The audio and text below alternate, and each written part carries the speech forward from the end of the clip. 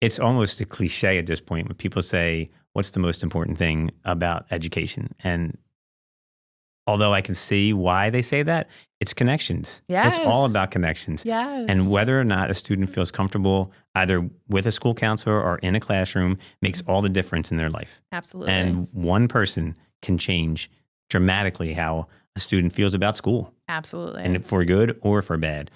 It absolutely, as a school counselor, and I would say as a teaching professional, is the most important, or anyone in school, is to let kids know or let students know that you're there for them. Yeah. Like, it doesn't matter. It's a judgment free. We'll get you the help that you need, or just celebrate you when you need to be celebrated. And I think it's super important. I know, like I said, it's a cliche at this point because everyone says it, but making connections with kids is the most important part of what we do. Easily, hands down. It's nothing else. On this episode of TLC Connections, we hear from Michael Flynn, a school counselor at Penndale Middle School in North Penn School District, who reminds us that at the heart of education, it's all about connection. From helping students navigate anxiety and identity to supporting families through difficult conversations, Michael shares what it looks like to walk alongside middle schoolers during some of their most formative and challenging years. His insights on cell phones, interpersonal communication, and mental health offer a grounded, compassionate perspective that educators and parents alike can learn from. We hope you enjoy the episode. Welcome to TLC Connections, the podcast where educators, counselors, coaches, and community leaders come together to inspire change, one connection at a time.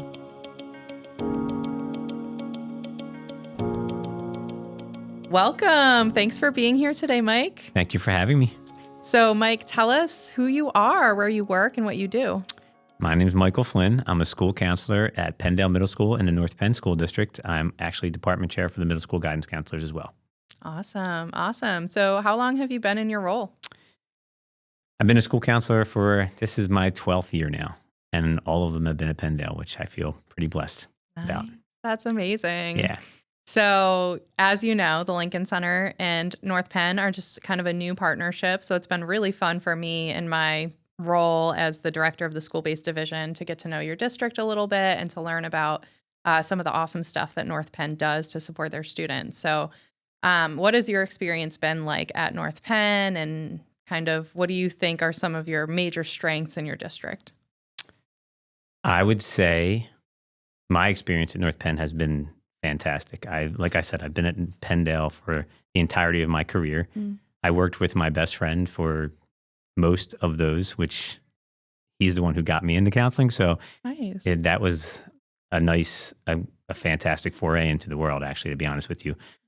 North Penn, I think, does an excellent job with making sure students have a ton of things that they can do inside and outside of school, or during school hours and after school hours. I think it's a very diverse population, and I think we embrace that, and I hope that students feel that embrace as well. So I think the diversity of the district is probably, in my opinion, one of its main strengths. That's amazing. Yeah, it's such a big district. I think folks in your role are, all the individuals in the district are important, but I think you play an especially important role being a counselor and being one of the adults in the building that is working with students individually, kind of helping them have that individualized attention in a district that has a lot of students. And I like to hear about the different programs that are happening in the district.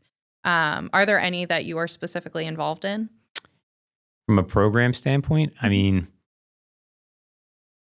there are quite a few that the school counselor does kind of delve into. Any social emotional programs, obviously, we do play somewhat of a part in. We also have climate coordinators, however, who do an excellent job of helping teachers get lesson plans together for social emotional learning. Oh, nice. But we are definitely a part of that. We have a decent amount, or a good amount, of emotional support avenues. We have SAP counselors, as you know.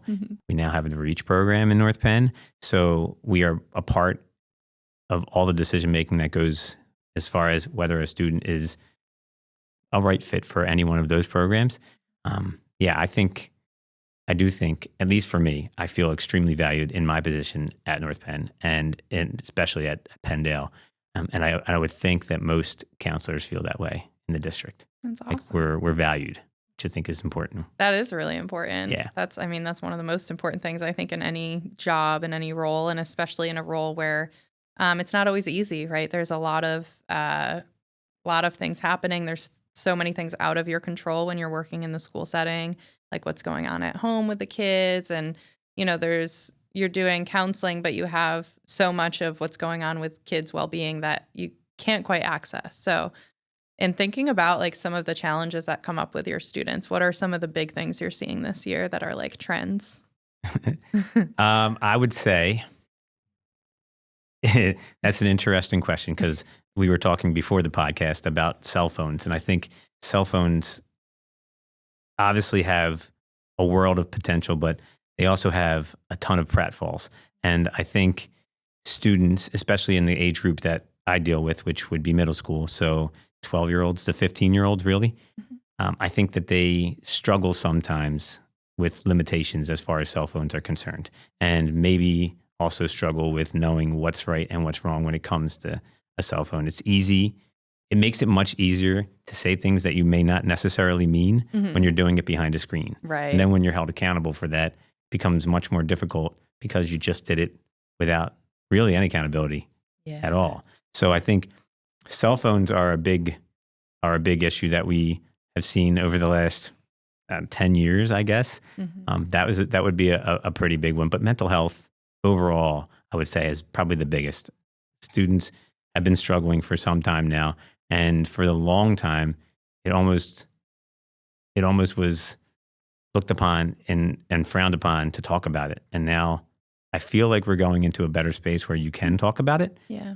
And unfortunately, I guess, or maybe fortunately, with that, people feel more comfortable. And so that can lead to some conversations that are uncomfortable. And that's not, usually it's not with the student. The student can usually, in those conversations, voice what the problem is. Sometimes it's more uncomfortable having those conversations with the parent. And the student not wanting to have those conversations with the parent can often lead to a struggle, I guess. Yeah. But it's also one of the best parts of the job, being able to help that student open up to whomever they need to open up to. Yeah. So. Oh, that's so special. That's really important. I remember my last role that was in a school. I was in a middle school, and one of the things that I spent a lot of time supporting with was risk assessments for suicide. And I had so many students who would come in, that I was doing a risk assessment with. They had suicidal ideation. They had a plan. We definitely had to reach out to the parents. And sometimes they would be so afraid of having this conversation with their parents. And I agree that, like, if you can help empower them, normalize, like, kind of work your magic to help them have that conversation, that's so important. It can be so beautiful. It was so interesting because I remember that some of the kids, they'd be so afraid of sharing that with their parents, but then when their parents would come and pick them up, you would just see this like warmth, this love, like this supportive connection. And I'm like, it's interesting to me. I know I'm only seeing a tiny window of their interaction, but sometimes it's interesting. I'm like, why didn't you want to share this with your parent? What's underneath that? And so yeah, I think that's really cool that you're kind of witnessing how important that is and helping the conversation happen. Yeah, and I do think that there is something to be said for the fact that when you're a teenager, it's difficult to talk to your parents about anything, right? That's I mean, I have a 15-year-old. Our conversations are usually pretty good, but when I ask him about his day, it's always fine or boring. Or so I do understand that it's not easy for parents. It's not easy for students. It's a difficult road to navigate. But if we can be a little bit of a help, and to your point, a lot of times when the student sees just how much love and how much compassion their parent has, like, they're afraid that they're going to get in trouble, but they don't realize that it's not an anger. It's more I don't know what to do with the situation, right? Like, I'm not used to this. This isn't my world. Yeah. And when I'm used to my son or daughter being happy, and now I'm finding out that they're really not, and they've been hiding that. It can be shocking to a parent, and that is a normal response. And that's and that is what kids are afraid of. Yeah. But I think once it all settles in, and the parent just, and a lot of times, not all the time, but the parent just hugs them and says it's going to be okay, it makes a world of difference. Yeah, it's so true. I think that really speaks to one of your strengths as a counselor, to be able to recognize that challenge for parents, right? That I think this is such an important thing. I think about it frequently as I have like a 2-year-old who's going to be 3 soon.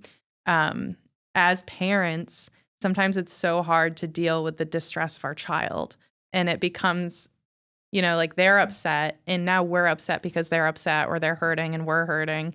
And it might come off to them like they're in trouble or we're punishing them, but really it's just like our inability to be regulated in that moment.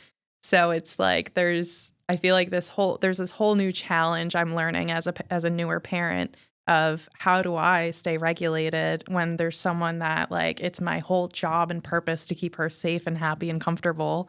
And maybe not to keep her happy and comfortable, but to keep her safe and to be like caring for her. How do I keep myself regulated when I know that she's struggling, when she's hurting, and when there's stuff that's out of my control, right? Like, I think that's so hard as a parent. Yeah, and it might not be your job to keep them happy and comfortable, but that's all you want to do. Exactly. Your whole life is revolving around trying to make sure they're happy and comfortable and can live stress-free. Right. We all know that's not possible, but it's still what we want as parents. And when you have a younger child, like when your 15-year-old was 7 or 6 or 5, and they were happy all the time because that's what elementary school is. Yeah. And then they hit a point where their bodies are changing, the landscape that they're used to is changing, everything is changing. It becomes hard to navigate that for the child and to speak about that to the parent for the child. So it's not an easy time period for the kid. It's not an easy time period for the parent. But it is something that I would not want to be removed from. Like I would not want to move to the high school, and I don't think I'd want to go to the elementary school. I like middle school a lot because of those challenges that it presents.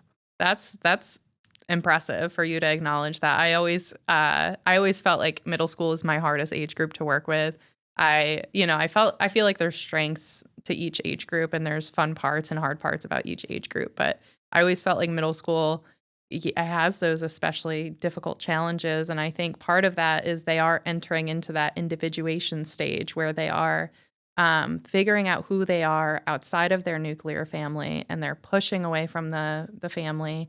And they also need you to be there when they're ready to come back. So it's like this very hard thing as a parent to be pushed away, and then to have to also be soft and kind and neutral when they want to come back after they're hurt, or like something didn't go well with their peers that they're trying to connect with and assimilate with.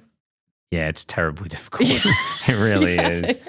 It's I don't know many people who would say the middle school years, either as a student or as a parent, are their favorite years. Yeah. I don't want to go back there. Me neither. Yeah. So definitely interesting stuff. And, I give you a lot of credit for wanting to be in the middle school. I appreciate that. I think most people who are, at least most of the middle school counselors I know, would want to stay in the middle school. Most of them, for sure. That's awesome. And I do think it's a personality type, I would say. Yeah. Yeah, I love that. One of the things that I think is really interesting that I have heard in trainings recently, and that I've been more curious about, and I'm wondering if you have seen this or if you have any thoughts on it. So one of the things that kids seem to be struggling with, or I hear a lot about kids struggling with, is social, just kind of being social with in unstructured environments, right? So just kind of walking through the halls, being able to say, hey, how are you? Like walking down the street in their neighborhood and not greeting people, like kind of not having a lot of confidence and comfortability with just casual social interactions. And one of the hypotheses that I've heard about in research is that we tend to give our kids so much structure. We give them, lots of programming and lots of extracurriculars, which are great, right? We know there's so many benefits to having programs and to having ways for them to grow in different ways and gain mastery outside of school. But with their schedules anymore, they're like in programs until like 8 or 9 at night, and then they sometimes are scheduled all weekend. So basically they're back to back school programs, weekends are full, and they're not having any of that unstructured time. And that unstructured time is really important for social development because you're interacting with people, like you're spending a lot of time just focusing on those interactions and figuring out how to navigate a social relationship with someone when there's not a planned agenda. So I'm curious, like, what your thoughts are on that, if you've seen any of that, or yeah. I mean, sure. I do think going back to the cell phones, I don't know that they help with social interactions, unfortunately. Yeah. I think that is one of the things that is lacking, to be honest with you. I mean, when I was growing up, if I wanted to go hang out with my friends, I walked down four houses, knocked on a door and said, can so-and-so come out and play? Same. And I don't know that happens as much anymore. I do see it a little bit more with my own children than I was seeing earlier, which I think is a definite plus. I mean, play dates for my 11-year-old, and my son goes out and hangs out with his friends, which I think is fantastic. And that's all I wanted when he was younger. So I'm happy that that's happening. I mean, I grew up in the city of Philadelphia, so we lived in a row home. So it was easy to just walk down 4 houses or 5 houses or 10 houses and be on the same street and no problem. It's not as easy when you're living in the suburbs to go to see your friend. And so I'll take Penndale as a for instance. I mean, we're in Lansdale Borough, but we have students who come from 4 or 5 miles away and students who live 2 houses away from the school. Right. And so if you're in a classroom and you make friends with so-and-so who lives nearer to Hatfield than they do to Lansdale, it's difficult to have time to hang out with that person outside of school. Now, I do think there is something to be said for we're not pushing the skills that we need to push to students, not necessarily as a school district, but as a whole, as a community as a whole, right? So school district, yes. Family, yes. We're not giving them this, not necessarily not giving them, but not focusing on the skills that it takes to foster relationships with friends and peers, right? To see someone in the hallway who I walk in the hallway all the time. I'm constantly in the hallway just because I want to make sure kids know who I am and make sure that I'm available. And I say hi to everyone. And kids often say to me, like, why do you say hi to everyone? And in my previous job, I would do it too. I would be walking through, I worked for an electrical contractor, so I was a project manager, and I would walk through sites all the time. And every time I walked through sites, I would say hi to everyone that I saw. And even there, one of my fellow project managers was like, you just say hi to everyone? I'm like, I do. What is the harm? I don't see the harm in doing it.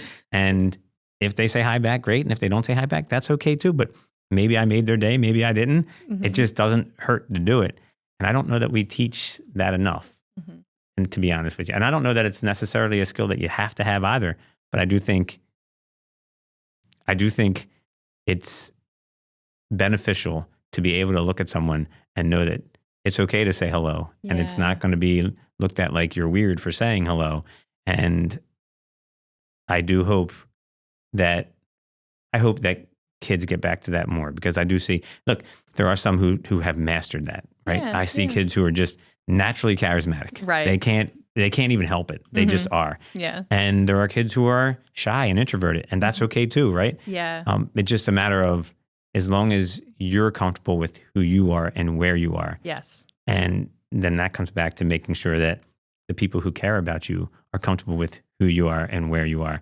Not everything has to be an issue. There doesn't have to be an issue behind everything. Yes. Some people are just introverts, and that's okay. Yes. Oh my gosh. I'm so happy to hear you say that. I think that's such an important point about introversion, because I think as a society, we do tend to celebrate extroverts, right? Like we applaud children for being brave and for going out there and being able to speak to others. And oftentimes, I even see this as a parent of a young person and with other parents in the community, that like if our child is shy or not wanting to say hi, it's like, say hello, honey, be nice, say hello.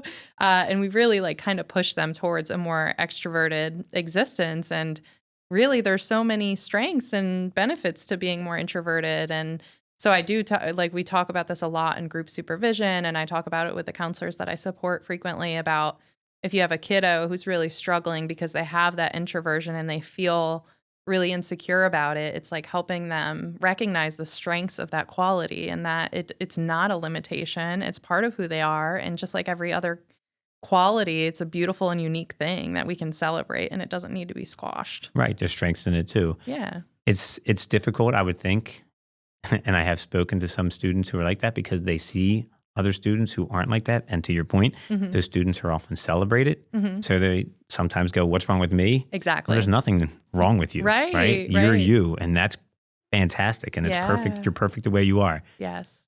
But back to the parent side of it too, when you see students or other children who are more outgoing, you tend to think, what's wrong with my child? Exactly. Again, there's nothing wrong with your child.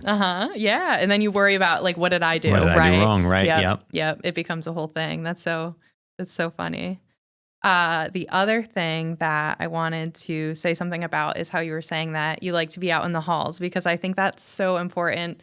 I talk to staff that we hire here all the time about it. Like, part of my orientation, I say to them, I'm like, I am not hiring you to be a counselor in a building in a school. I am hiring you to be part of the school community. I need you to be out there at line duty in the morning. I need you to be in the lunchroom. Like, of course, I want you to meet your counseling requirements and see all the kids on your caseload, but being part of that school community is how we prevent kids from falling through the cracks. It's how we introduce a kid to the adult that might be that one supportive, trusting adult that prevented them from having significant mental health or substance abuse challenges down the road. Like, it's such a big thing to be part of that community and have them see you see them, right? For so sure. I just think that's amazing. So awesome. Yeah, it's almost a cliche at this point when people say, what's the most important thing about education? And although I can see why they say that, it's connections. Yes. It's all about connections. Yes. And whether or not a student feels comfortable either with a school counselor or in a classroom makes all the difference in their life. Absolutely. And one person can change dramatically how a student feels about school. Absolutely. And for good or for bad. So I mentioned earlier that I was lucky enough to be at Penndale for my whole career, and for a good portion of that career to be with my best friend. He is the person who actually got me into school counseling. And I went to Catholic school my whole life, so I didn't really have a school counselor. So I didn't really understand the concept of school counseling. But he introduced me to it, and he said, you should be a school counselor. And then he was the person that I did all my practicum with and everything with, and he was my mentor. And he was the best school counselor that I've ever met. His name was Chris Joy. He was at Penndale. He was a larger-than-life person, one of those people that just people gravitated to him. Love that. And he said to me when I first started the program to become a school counselor, the most important thing you can do is make sure you're there for your students. You're their advocate at school. They need to know who you are, and they need to feel comfortable coming to you with whatever it is that they need to come to you with. And that has stuck with me forever. And I say it to everyone who I have as an intern. I say it to anyone who will listen. It absolutely, as a school counselor, and I would say as a teaching professional, is the most important, or anyone in school, is to let kids know or let students know that you're there for them. Yeah. Like, it doesn't matter. It's a judgment-free. We'll get you the help that you need, or just celebrate you when you need to be celebrated. And I think it's super important. I know, like I said, it's a cliche at this point because everyone says it, but making connections with kids is the most important part of what we do. Easily, hands down. It's nothing else. We love to hear that, right? We're TLC Connections here, so that's beautiful to hear about that. We're often talking about connections and choices and things that create that ripple effect to get us where we are. So I love hearing your story. And I'm curious too, because I know I heard you mention earlier that you were doing like electrical contracting program manager role, and now you're in a school counselor role. So very curious about like what connections, what choices brought you to this role. It's so I've only had 3, I guess, real jobs in my life. The second one was right out of college, and I told you I lived in Philadelphia, and it was a very small, well, it was a big street, but all close. And so very good friends of mine had parents who owned an electrical contracting company, and they, while I was in college, gave me a job as just someone who helped out around the job sites. And then when I graduated college, they asked me if I wanted to work as a project manager. And so I did. And I did for close to 15 years, actually. And I loved that job. And then one of the people who owned the company were retiring, and they were thinking about seeing if I wanted to take over the company. And I didn't know if there's stressors in every job. Sure. The stressor in that job was I had to let people go when we weren't doing well. And sometimes that was, Christmas time. Sometimes it was a stress that I didn't like, but I loved the job. And I loved getting to know all the people at the job site. And I loved getting to know all the people that we worked with. And I loved the freedom that it offered me as far as moving around. And then my friend, Chris, we had lunch one day and he was like, I know you don't know if you want to continue with that. If you choose not to, I really think you should go into school counseling. And I was like, well, I don't know anything about school counseling. I never even had one. And he said, I'm telling you, you have the personality type that would be a good school counselor. And so he introduced me to the head of the program at Gwynedd Mercy. And he got me involved at Penndale. And from there, it was perfect. I got to say, as much as I loved my job as an electrical contractor in the electrical contracting field, I wish that I would have had those years back doing what I'm doing now, because I really think I just love this job.